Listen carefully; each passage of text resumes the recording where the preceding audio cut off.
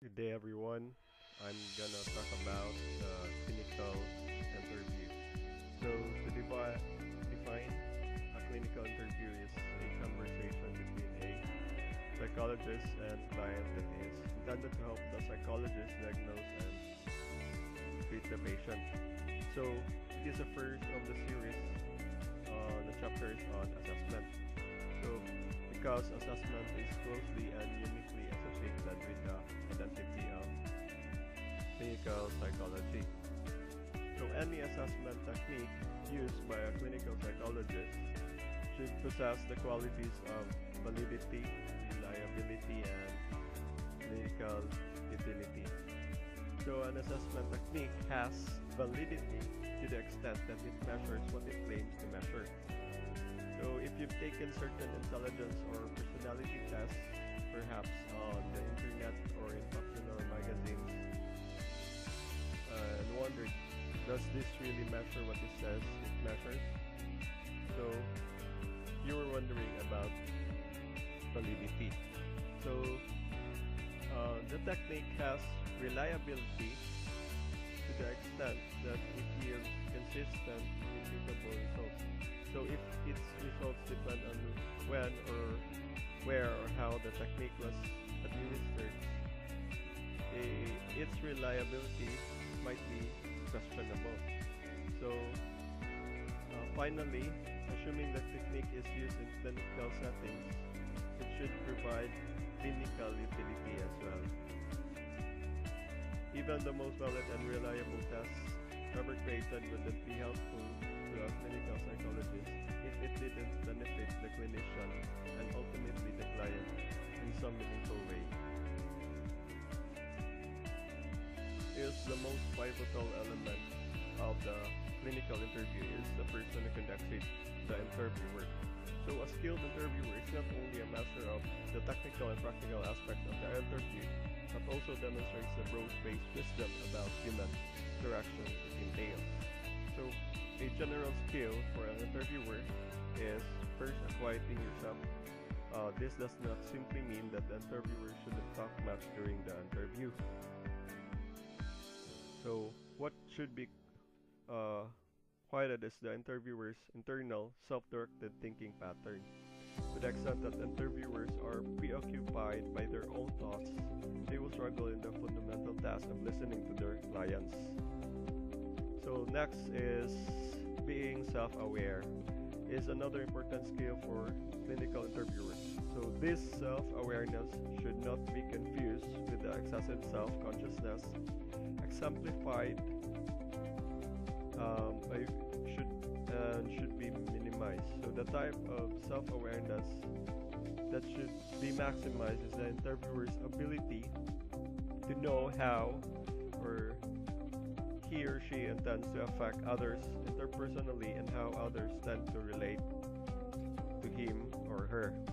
So, in addition to quieting themselves and knowing themselves, a good interviewer appreciate the importance of developing positive working relationships with clients. So, in many clinical settings, an interview client is likely to become a psychotherapy client. So a good start to the working relationship benefits both parties. So positive working relationships are always a function of the interviewer's attitude as well as the interviewer's actions. So when interviewers succeed in quieting themselves, knowing themselves, and developing good working relationships, they have laid the groundwork for conducting successful interviews. So the next task is to master the tools of the trade, the specific behavior characteristics of effective interviewers. So first is eye contact. So perhaps it's an obvious point, but interviewers must realize the connection between attentive listening and eye contact. Eye contact not only facilitates listening, it also communicates listening. So, second is body language. So, as with eye contact, culture can shape connotations of body language. There are few general rules for the interviewer. The face the client, appear attentive, minimize restlessness, display appropriate facial expressions, and so on. But even these basic rules are subject to cultural interpretation, and the client may not feel understood if an interviewer unknowingly communicates disinterest through body language. Next is the vocal qualities. So skilled interviewers have mastered subtleties of the vocal qualities of language, not just the words, but how those words sound to the client's ears. They use pitch, tone, volume, and fluctuation in their own voices to let clients know that their words and feelings are being deeply appreciated. So in this, interviewers also attend closely to the vocal qualities of their clients. Another is the verbal tracking. So effective interviewers are able to repeat keywords and phrases back to their clients to ensure the clients that they have been accurately heard. So interviewers don't do this in a mechanical way. Instead, they weave the client's language into their own. So in addition, interviewers skilled at verbal tracking monitor the train of thought implied by clients' patterns of statements and are thus able to shift topics smoothly rather than abruptly.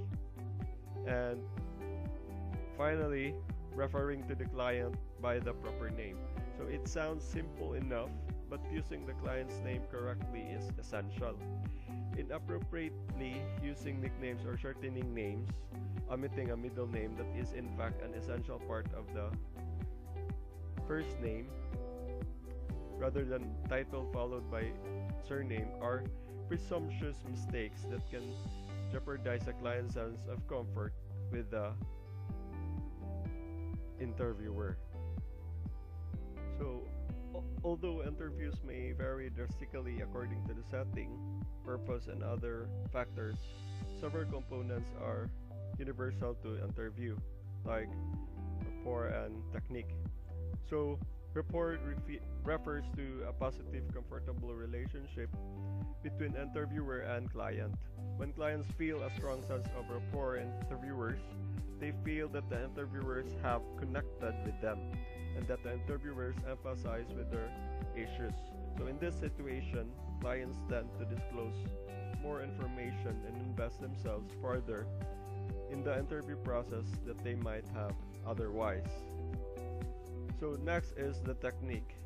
So if rapport is how an interviewer is with clients, technique is what an interviewer does with clients. So these are the tools in the interviewer's toolbox, including questions, responses, and other specific actions. So in directive versus non-directive styles, interviewers who use a directive style get exactly the information they need by asking clients specifically for it. So directive questions tend to be targeted towards specific pieces of information, and client responses are typically brief, sometimes as short as a single word. So on the other hand, interviewers who use a non-directive style allow the clients to determine the course of the interview. So without direction from the interviewer, a client may choose to spend a lot of time on some topics and not on others.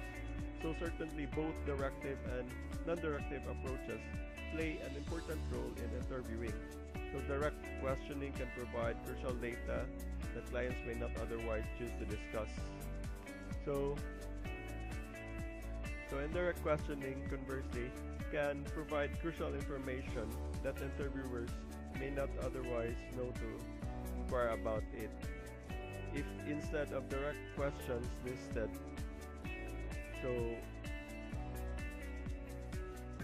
both directive and non-directive approaches have shortcomings as well, especially when an interviewer relies too heavily on either one. Sometimes directive approaches can sacrifice rapport in favor of information. Open and close-ended questions. Whether a question is open or close-ended can have great impact on the information the client provides an interviewer. So, for instance, an open-ended question such as, "Can you please tell me more about something?" take the interview in a different direction than a closed-ended question. So, an open-ended question allows for individualized and spontaneous responses from clients. So these responses tend to be relatively long, and although they may include a lot of information relevant to the client, they may lack details that are important to the clinical psychologist.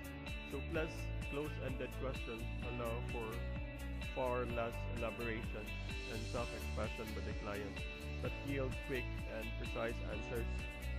Indeed, open-ended questions are the building blocks of the non-directive interviewing style described.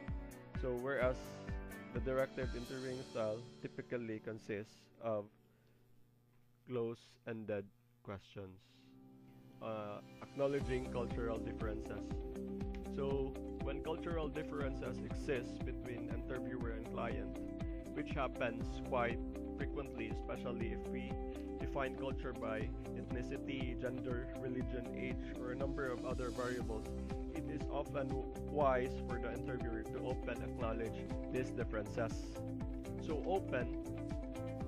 disrespectful discussion of cultural variables can enhance rapport, increase the client's willingness to share information, and help the interviewer gain a more accurate understanding of the client's issues. So, without it, the interview process and the assessment process more broadly can prove invalid and can lead to cultural insensitive treatments.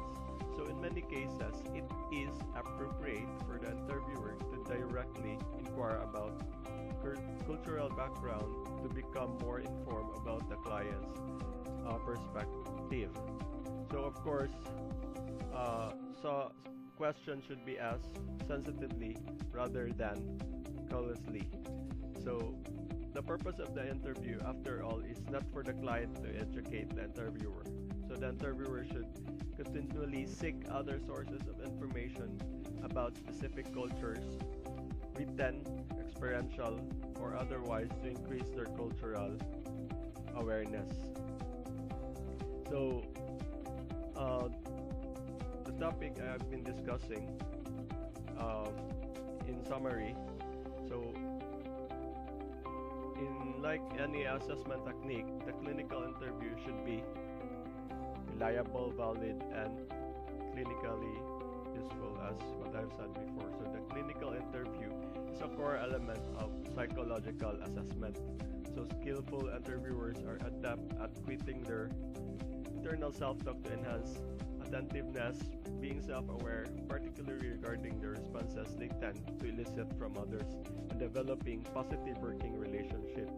So they establish rapport via a respectful, caring attitude and attend to subtle aspects of communication, such as body language, the vocal qualities, and the clients. So a skillful interview are also proficient with specific interviewing techniques, including the open and closed-ended questions, like what I've said. And there are numerous pragmatic issues relevant to the clinical interview, including the note-taking, the audio or video recording, and confidentiality. So this can be advantageous for the interviewer to discuss the rationality behind decisions regarding these pragmatic issues with the client. So clinical interviews take a variety of forms, but many can be categorized as intake interviews, such like the diagnostic interviews, mental status exams, crisis interviews. So these structured clinical interviews tend to have strong reliability and validity, but may sacrifice rapport. So an unstructured clinical interview as well are more client-directed and may facilitate rapport, but their reliability and validity are weaker. So semi-structured interviews strike balance between structured and unstructured approaches. So appreciation of and acknowledgement of multicultural issues enhance any clinical interview and should be primary goal for all interviewers. So that would be all for my discussion about the clinical